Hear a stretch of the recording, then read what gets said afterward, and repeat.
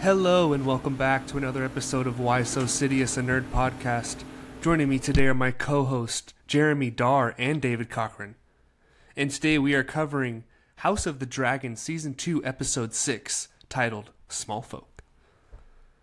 But don't forget to check out some of our other episodes. Stay tuned for our coverage of the Acolyte finale, should be on the feed soon. We have Batman the Killing Joke comic review, just dropped. And stay tuned in the future for Comic-Con, coming at the end of this month. San Diego Comic-Con, Marvel, Rings of Power. Get a little bit of Star Wars and a little bit of DC news, but I think Marvel will be definitely taking the show. And of course, Deadpool 3. We will be doing a spoiler-free and spoiler-full review of that movie. And don't forget to follow us on social media at Why So Sidious Pod on Instagram, TikTok, X, and YouTube. And don't forget to check out our merch store. Got cups, shirts, sweatshirts, stickers, new logo, old logo. Go check it out if you're a fan of the show. Alright, now this is your official spoiler warning. Please go watch House of the Dragon Season 2 Episode 6. Come on back. Alright, do a quick summary before we get into it. Aemon makes his mark as the new protector of the realm, taking no counsel and making all the decisions. Loras makes his case to be next hand, but Aemon's not a feet guy. Alicent and Helena are attacked in the streets after Rhaenyra's care packages arrive. Larys gives Aegon a little hype speech as he writhes in pain in bed. Over on Dragonstone, Rhaenyra is desperate for more dragon riders and a bit of confidence in herself. Time for Lord Darkland of the Queen's Guard to step up. I got a bad feeling about this. Off to the adventures of Daemon in Never Never Land, he relives some more of his past mistakes with the Viserys this time, while Caraxes waits very impatiently to get the hell out of here. The episode wraps up with Adam DeHole taking a leap of faith to achieve his dreams of becoming a dragon rider and becoming a piece on the chessboard in the Game of Thrones.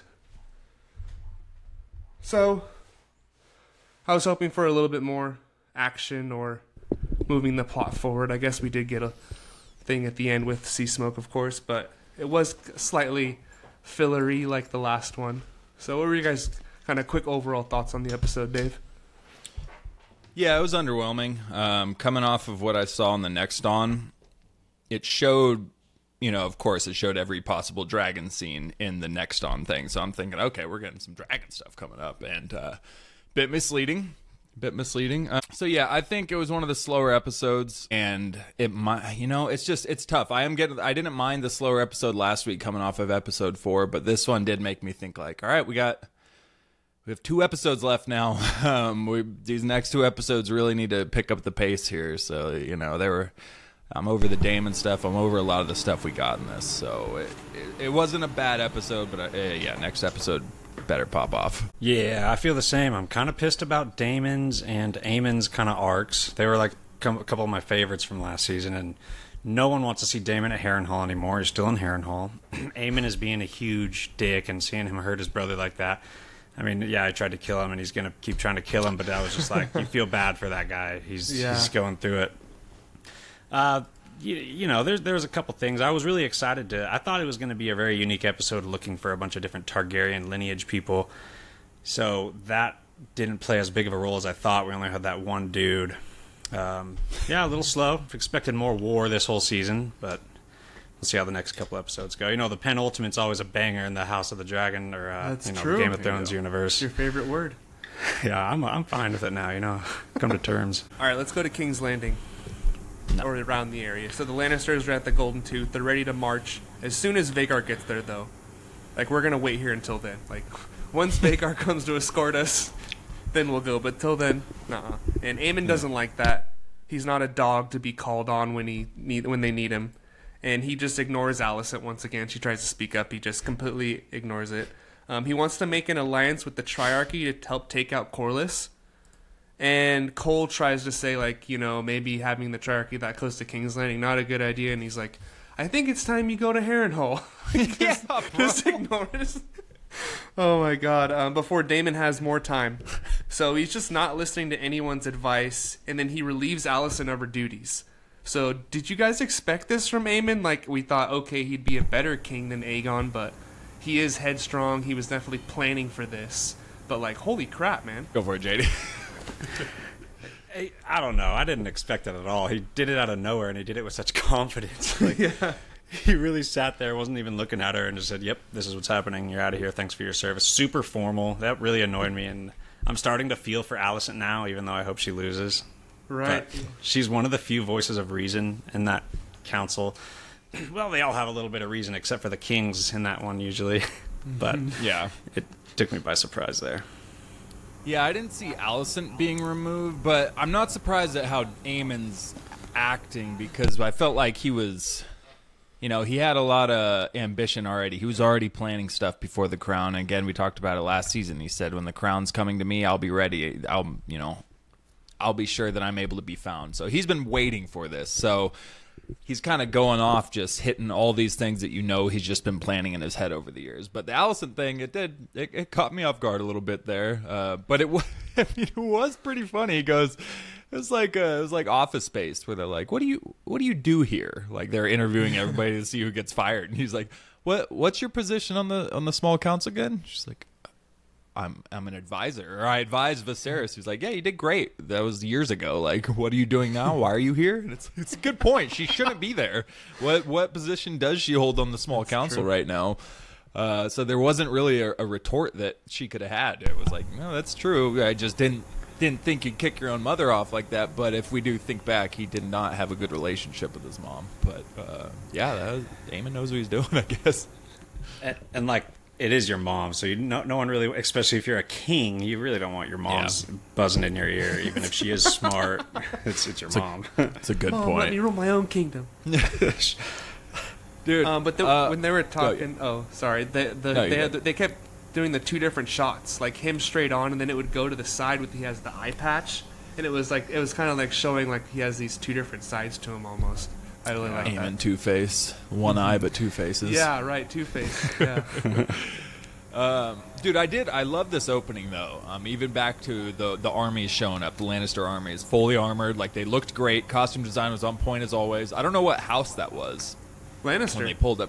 No, but that was in the Lannister castle, where they're like, it's whoever's at the Golden Tooth. Okay. Because, we're going to come in until Aemon shows up with his dragon. We're going to make ourselves nice and comfy here. And that guy's just like, you scumbag. But I do get Aemon going off about being summoned. I mean, having a Lannister summon you to the battlefield in the middle of war is testing your ego. But did you guys catch what the Lannister guy said? I didn't catch it until I rewatched the scene. He says there's a large dragon in the Riverlands, Your Grace. Mm-hmm. So... And then we see that burned area at the Vale later in the episode. So I'm thinking, like, in the Riverlands here, is this the cannibal? Is this sheep stealer? And at the Vale, is it the same dragon that's flying around in the Riverlands? Or is there one that's posted up at the Vale and one that's flying around the Riverlands right now? But either way, there's a large dragon, and it's not Team Blacks that they're referencing. So that was interesting. I don't know exactly how far the Vale is from the Riverlands, but it's not super far away. But no. I think we were supposed to think it's Caraxes and Daemon at Harrenhal. But I think they're actually talking about something else. That's funny. I didn't even consider that it could have been Daemon and Caraxes, even though they are in the Riverlands, obviously. They're at Harrenhal. But, that was what I thought. So we're saying there is a wild dragon out there? At least at the Vale. Dragon. Yeah, there's a wild dragon in the Vale. Yeah, the Vale one that was eating the goats. Yeah, he didn't specifically say wild. He just said there's a large dragon flying around in the Riverlands, and my thought was immediately to wild instead of Daemon. But I'm looking at a map right now. It's a bit confusing, I'm not going to lie. I can't even find the Vale, so tune in next time. It needs one of those, like, mile keys that shows, like, an inch is like 1,000 miles. Right. Oh, here we go. There it is. The Vale's in its own corner, actually, but it's pretty close to Harrenhal. It's above it, right? Yeah, it's northeast of Harrenhal. Okay. Yeah. All right, well, speaking of dragons, the townsfolk are pissed because they see all these sheep coming in, but there's nothing for us. And Larys tries to speak some sense into Aemon, and then, like, he thinks he's going to be the next hand. And Aemon goes, "Not you, you toad." Send word so to Otto Hightower. That was so sick. Oh, I enjoyed that so much. We find out later that Otto hasn't responded yet because of the wars in the Reach. So I'm wondering what's going on there. Maybe he never made it home, or he just got caught up at some war camp and he's helping him out. So I don't know. Yeah, that was interesting because, like, he's just not replying at all. And and at one point, Gawain, Allison's brother, says, like, House Beesbury is pretty much putting up a fight against House Hightower right now, probably in retaliation for what was done to their liege lord, because we saw him get his head cut off. He was like one of the only supporters of Rhaenyra on the small council, Lord Beesbury, and so there was a line that said the House Beesbury is giving it to House Hightower right now. So curious, but I found Aemon calling for Otto pretty interesting. You know, he was smart. He's like, he might be a coward, but he's always had dedication to the house, and he's smart. Like, he's like, it's a good move. It's a good move. That's the smartest thing he's done. And Aegon is woken up sooner than expected. Aemon goes to meet him, and he basically interrogates him, saying, you know, what did you remember?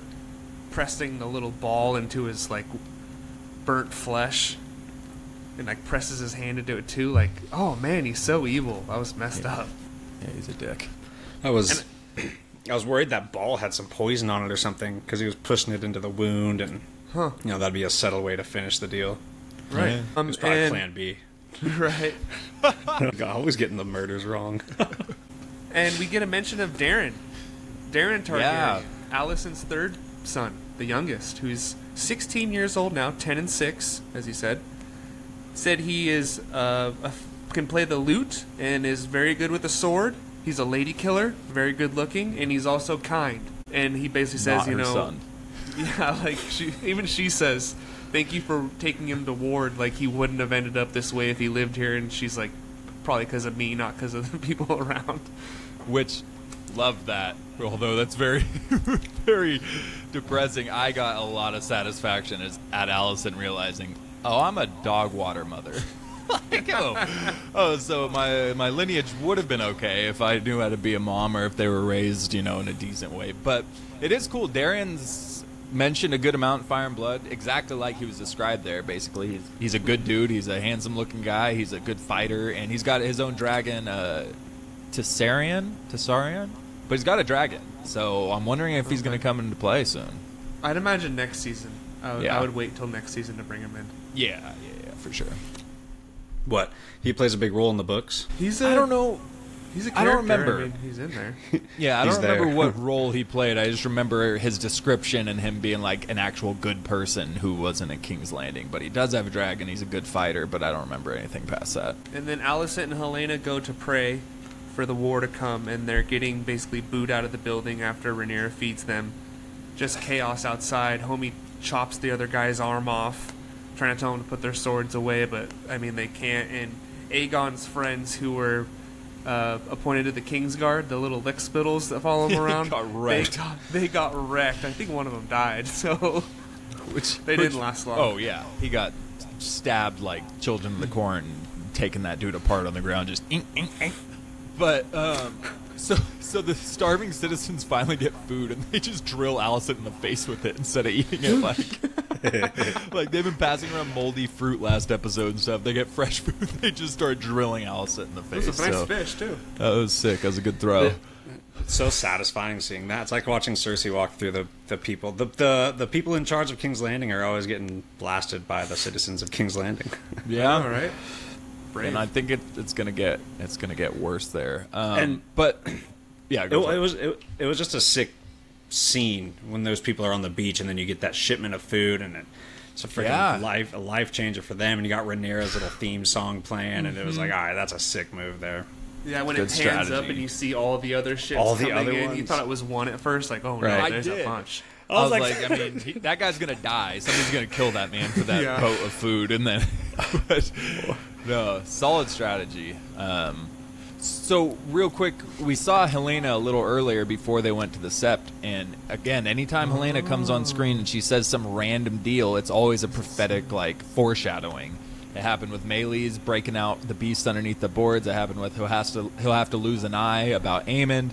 And in this one, there were 3 crickets in these little cages, and she said the third one stopped singing. And so, no, I'm not a genius and didn't instantly pick this up. But I saw people were commenting on it that it's referencing the 3 main riderless dragons. and there was 3 of them, and now Sea Smoke has found a rider, so Sea Smoke has stopped singing, like searching out for its new rider, so there's 2 left. So that's what people think that was kind of hinting at and stuff. It's not as cool when you get the answer in the same episode, because you don't have like a week to theorize about what she meant, but that's what it seems to have been foreshadowing.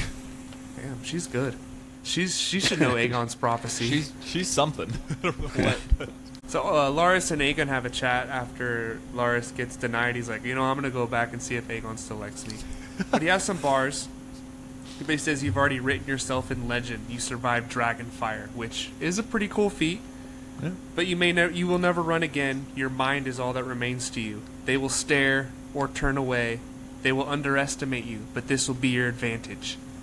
So, like, that's pretty cool. Like, speaking from someone kind of like a Bastards and Broken Things. From an experience. Right. Yeah, like, I know what it's like, but I am basically raised up to Lord of Harrenhal, kind of, and on the small council with a clubfoot.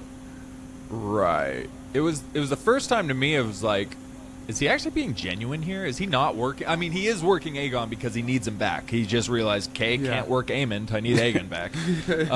But it seemed to come from a genuine place where he got really deep into like how to deal with what he has in front of him now. So I almost felt like maybe he's sympathizing. Like you said, bastards and I forgot the full line too, but cripples, bastards, and broken things. Cripples. Have a soft spot in my heart for cripples, bastards, and broken things. So yeah, it was interesting. Hey, y'all should answer this, because why is it that Daenerys Targaryen doesn't get hurt by fire, but these Targaryens get hurt by fire? I don't know. So the theory. That's not explained. No, a couple people, some of the directors and writers of the episodes have explained it because they've been asked that too, and the consensus seems to be that the night all that happened, that witch put that spell on Khal Drogo, and that black magic affected Dany as well, and pretty much caused her to survive the fire. And so the consensus is if that witch didn't do all that stuff, she wouldn't be 100%. But there's conflicting things. She touches the hot eggs earlier before that, and it doesn't leave a scar on her hand. So it's kind of a thing that's gotten muddled. And she even says the scalding hot water that she walks into. Remember, and they're like, don't walk in there; it's going to burn you. And when they melt Viserys with the golden crown, she says, "You can't kill a dragon by fire." Right. But she also doesn't know much at that point. I feel like she's kind of talking out of breath. Right. So but no, they've dropped the ball on it. They've left it a bit unclear. And he tells him that his life is in danger now. Aemon's definitely not going to want you taking back the power that he has. So we'll see how that all plays out. Power Let's of one. Let's go to Dragonstone. The power of two. Oh, what? No, wrong show. Dragonstone, we have another small council meeting. Honestly, the small council meetings in this show don't compare to the ones in the original. To the one because they're all incompetent. It's not cool seeing like people be incompetent and rash and not be like wise and plot stuff. And only Rhaenyra and Aemond are like the real characters, and Jace maybe. Everyone else is just like there. In the original Game of Thrones series, it was Littlefinger, Varys, Tyrion. Everyone was their own character, which I get. This show is not about that, but I'm just saying there's been a lot of small council meetings in almost every single episode, and they haven't really been as great. I liked Jace a little less this episode, and he was like my favorite this season, but he's kind of becoming a little naggy towards his mother. And he's trying to take the power from her, it seems like. And like now that she's stepping up and acting like the badass Rhaenyra that we know, it's like he's becoming more naggy about it, which, you gotta understand. It's his mother, he wants to protect her, but he's getting a little annoying, right? He has to know all the plans. He's like, what's this plan you're talking about? Like, dude, shut up. You're just a kid. You don't need to know every little plan. And leave your mom alone. She's smart. She knows what she's doing. She's finally got a little fire brewing in her, so don't put that out. I would say he is just a kid, but he's also the only one who's been making calls that have actually advanced stuff in the last 3 episodes, whereas Rhaenyra hasn't been doing anything. So I feel like he's probably feeling like, Daemon abandoned you. I've been flying to Winterfell. I went to the Vale on my own and I got this, even though you were going to tell me I couldn't go. The twins. I got the House Frey without your permission, and that's going to be massive for us. So I think he's like, I'm a part of this now. Like, let me in on what the hell's going on. And so yeah, I get to an extent, but he's also 15 or whatever, so he's going to be a little immature with the let me in on this. But I think yeah, he just wants to be a part of. He's like, dude, I've earned my stripes here. Let me be in on this. But it was a little less chill of a Jace in this episode. But I'm giving him grace because I've just liked him so much. Yeah, he's been solid this episode or season. So we see Corlys putting the pin on, and then they go to Lord Darkland. They're looking for some dragon seeds. And he had some common blood with the Targaryens. His grandma's grandma was a Targaryen. That was rough. A little risky. I thought Corlys should have spoke up in this moment, but I thought he was maybe going to be like, hey, you know what? Actually, I got a couple bastard kids around here. We can try them out. Because after what Renee said. But no, he lets this guy die. Good job as your first move his hand. And then we get to basically the trying to ride the dragon scene, trying to go to Sea Smoke. He looks so not ready for this. Like, from the beginning, I was like, dude, he's dying. Like, he is not getting on that dragon. Oh. And he goes to pull his sword out the second the dragon comes. Yeah, and it's like, dude, what are you doing? Like, that's not what you're supposed to do right now. And he's just like, muscle memory. It was, for sure. And Gods. And Sea Smoke, at least he's broken in, so I do see he is the better. You know, he was just ridden by someone recently compared to Vermithor, who's like a massive beast who's been kind of wild for a while. And he says, you know, I got it, or whatever. And it's like, no, you didn't get it. You're not on the dragon yet. Like, you don't say that. I felt like that was why the dragon killed him. As soon as he said that, and the dragon's like, oh, really? Okay, I was about, I was going to do it. I was going to do it. Pants are coming back on now. And then he kills him. Yeah, he started getting close, and obviously you're going to be nervous, but then Sea Smoke, like, mounted up, or got in a mounting position, and then from there, he started walking like Shaggy and Scooby-Doo, like, one step. He's like, bro, he's waiting for you. You might as well walk with some confidence now. It said to not show fear, and you're over there, you're creeping up to him. Like, what are you doing? Rhaenyra should have called it, like, halfway through, like, no, you know what, this isn't going to work. You're not ready. Yeah, that was it. There was 0% of me that thought he was going to survive that. Yeah, but me neither. You know, you know who I really think is going to ride that dragon is that peasant they keep showing that wants to feed his family that has blonde hair. I swear that dude's going to be. He got claimed already at the end of this episode. Not Sea Smoke, but Vermithor, the other. I don't know which dragon. Well, I should say before this scene with Sea Smoke, I really thought he was going to be the guy. Because why are they showing this peasant over and over? Why has he got blonde hair? And is that guy is that, what is it named? Neil McDonough? It looks just like, was it Neil McDonough? I know who you're talking about. He's in a lot of, like, medium-sized roles, blonde hair. He's in that Walking Tall movie with The Rock. He's the villain. Hugh Hammer, right? Yeah, Hugh not Hammer? him, though. It looks like him. Hugh Hammer is the character. Because, he's a Targaryen. He's a bastard Targaryen. I also don't know, how are they... Because we've seen Ulf, we've seen Hugh Hammer, and then Adam and Alan. And so I've been thinking that, too. Like, okay, so how are they going to figure out that... How are they going to invite Ulf and Hugh to try out these dragons? Like, how would they know these people in Flea Bottom are... They're not... The people in their records, they're bastards. They're not half-bloods. So how in the world are they going to come to find that they're able to ride dragons? But they're going to have to, because like you said, they've made a lot of screen time targeted towards these characters. So yeah, those are the other dragon seeds. And I love how... really? Wait, is he actually going to ride a dragon? To be continued. He's one of the main dragon seeds from Fire and Blood, so he should be... I don't know who or what, but... Yeah, I swear, I thought this episode was going to be them tracking lineage, going to Flea's Bottom, just like tracking family lines, and then finding them in their home and being like, hey, you're a Targaryen, congratulations. Well, the other guy, Ulf, was like openly talking in the bar in the previous episode about how he is a Targaryen, or he's a bastard of a Targaryen. Well, and Rhaenyra sent in that handmaiden to go infiltrate King's Landing, and she found that one girl who Aegon raped last season, and Alicent gave her the Plan BT and the gold and sent her off. Which, by the way, JD, she's alive. We talked about that last season. That one handmaiden, she's alive. And now she's like, she's playing a part in this. So, and she was saying all that stuff to play the small folk in the bar right next to Ulf, and the whole time I'm thinking, does she already know? Is she doing that intentionally? And like... Because he was right there, so I don't know how they're going to do that, but Ulf and Hugh are definitely going to have to be bigger parts in this. I do have some guesses I was going to save to the end of the episode of who's going to ride what dragon at the end. But yeah, it's interesting. In Fire and Blood, I wanted to say real quick, Jace sends out letters to like all of Westeros instead of doing this secretly. Like he just sends out mass letters. Hey, we need dragon riders. If you have Targaryen blood, like sending out flyers almost. And I'm like, that's idiotic. Why would you let the entire country know that you are fishing for dragon riders right Desperate. now? But that's how it happened in the books, and that's how Adam and Alan actually show up on Dragonstone, is because of those flyers. They got them at Driftmark, and they reported. And a bunch of people died in these tests. Tons of people were getting flamed and failed and stuff. So I'm wondering if we're going to get a montage next episode of just like 12 people getting roasted by the dragons. Some music playing in the background. The Spanish fleet. Oh, yeah, I guess another member of her council, one of those old guys at the table, he tries in the book and he dies. So I think they he ain't doing it in this episode, though. No. Or this show. She ain't good. Because she smacks the... Which, by the way, that was so satisfying. He's like giving her crap, like that was an honorable night. And if you do remember, I did tell you to actually not do that. She just smacks the hell out of him. Oh, I got so much joy out of that. Yeah.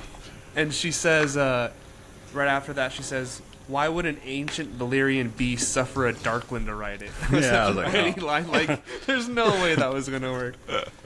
And Mysaria talks about how she's brewing up that drama in King's Landing, like we talk about. Jason and Rhaenyra talk for a second. She says, I don't want any more jewels and gowns. I want shields and swords. And everyone misses Daemon so much. Everyone just keeps asking about Daemon. And then she talks to Mysaria again.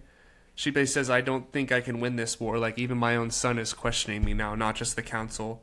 She says, Daemon is everything I wanted to be. Carefree, dangerous. Like, I'm none of those things. And she says, I fear he turned against me.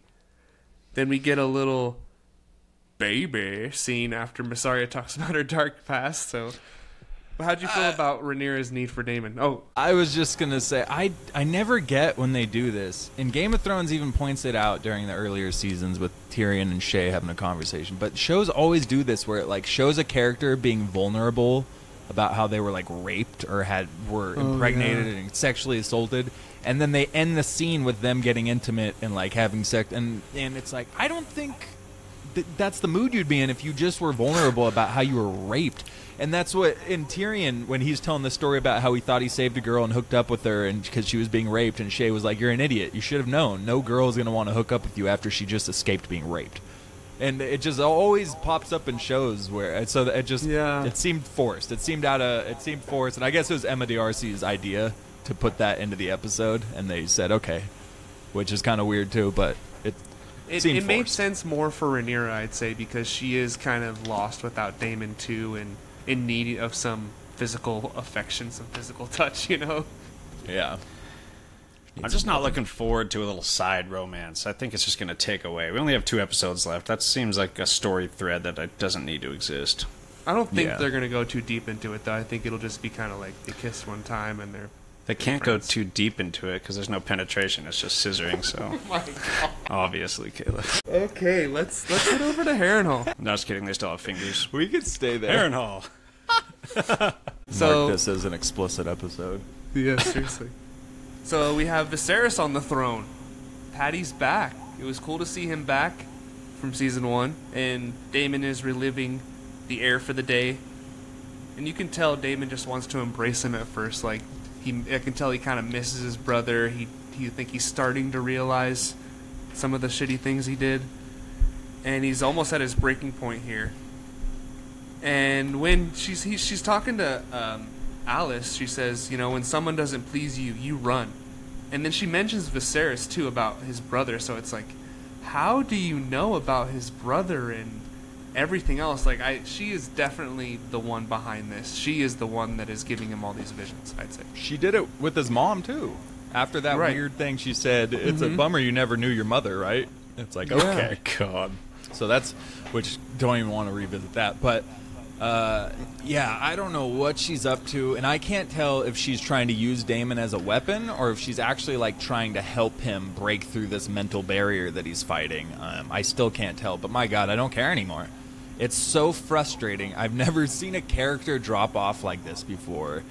Going from my favorite character, every scene he's in, I'm engaged, to when he pops on screen, I roll my eyes because it's just I'm so sick of the visions, the hallucinations. I thought it was cool in the first time, second time, but now, like, my God, just let Damon do something.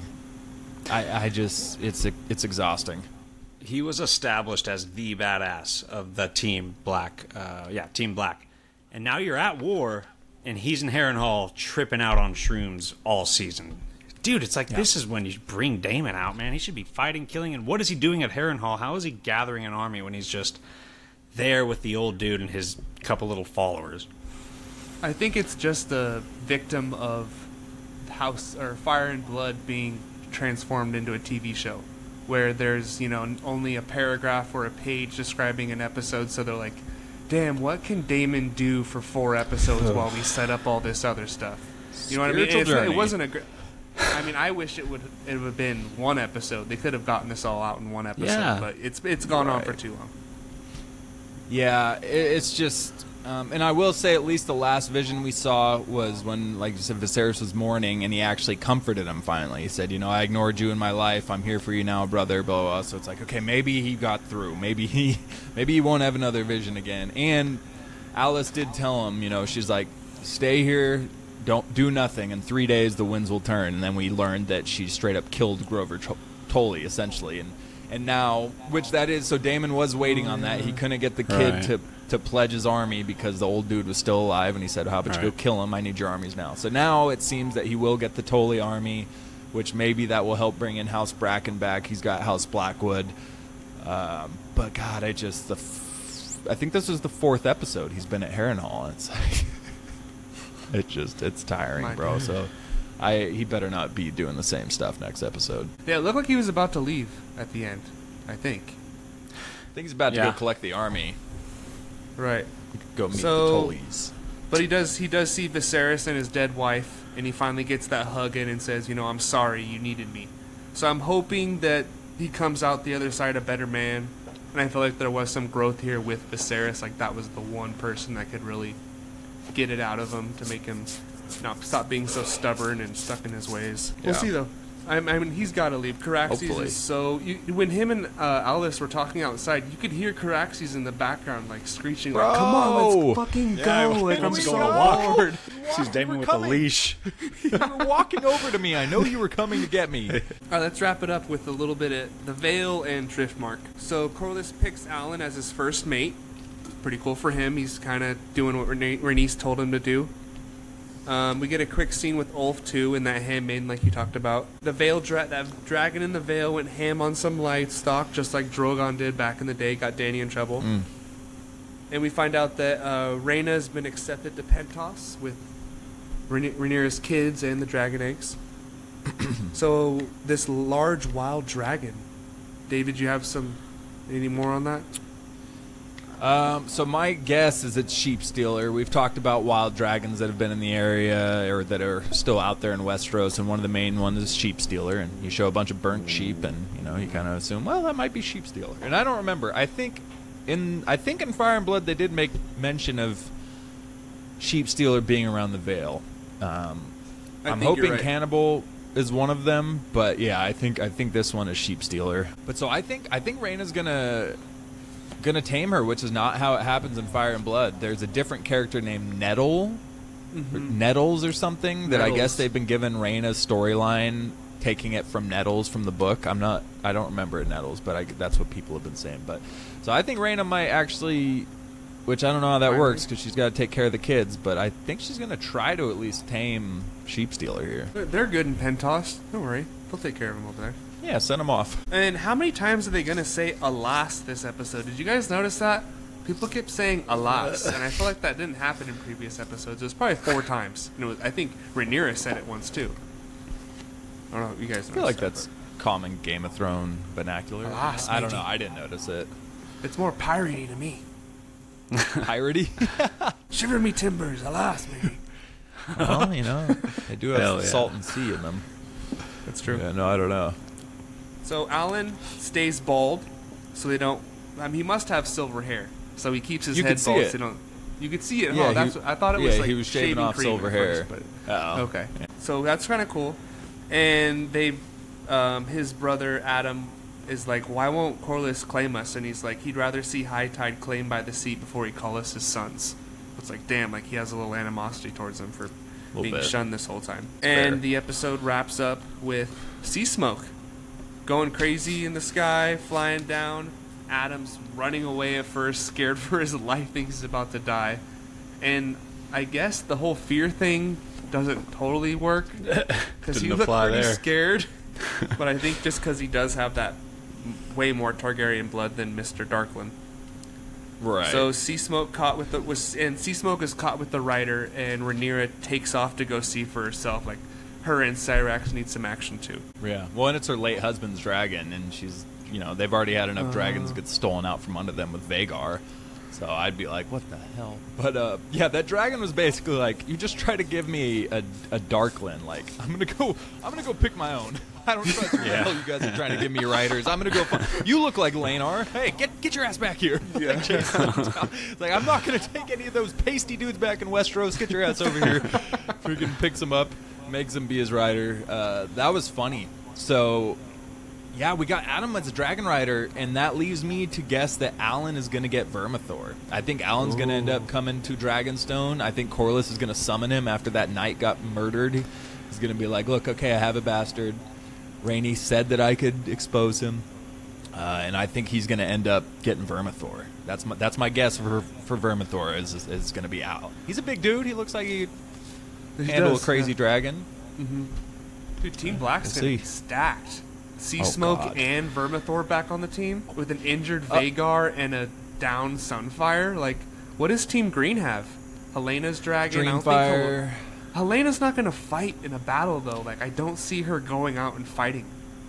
Yeah. So in the book, she rode Dreamfire like all the time. Like, she was obsessed with dragon riding. Right. But then after Jaehaerys was killed, she was broken and was never the same again. Never rode Dreamfire again. But speaking of Dreamfire. So it's said that Dany's eggs and dragons are the kids of Dreamfire because they look very similar with the horns, the whole spikes, everything going on in the face. Drogon looks very much like Dreamfire's design.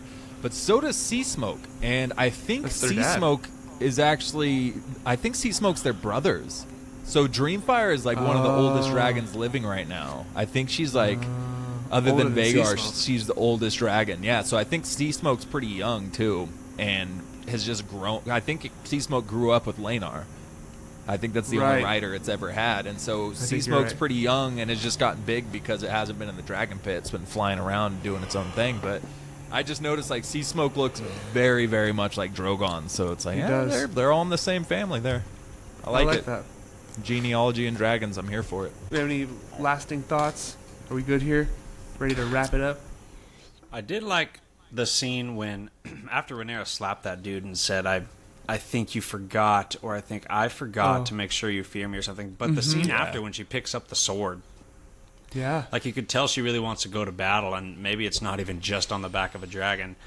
Mm-hmm. But she really wants to fight, and she's picking up that sword and wielding it. I thought that was sick. She's really becoming, acting more like a dragon. Right. Compared to the beginning of the season. I got Thanos post-credit scene vibes. Fine, I'll do it myself. Like picking up the sword, like, fuck it.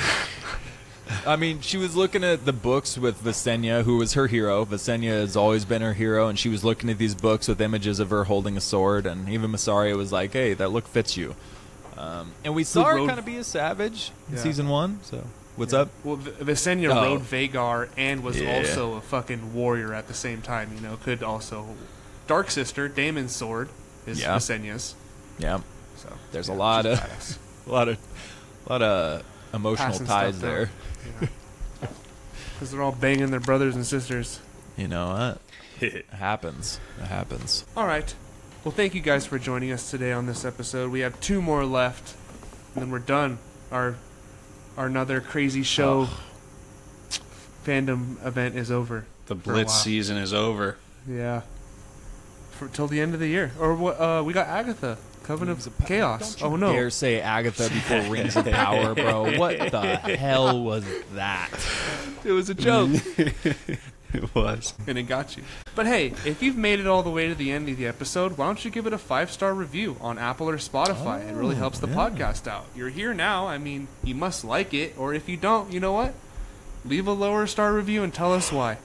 Yeah, just don't go That'll- too low. Yeah, you'll hurt our feelings. All right, well, thank you for joining us, and we'll see you next time on Why So Sidious, a Nerd Podcast.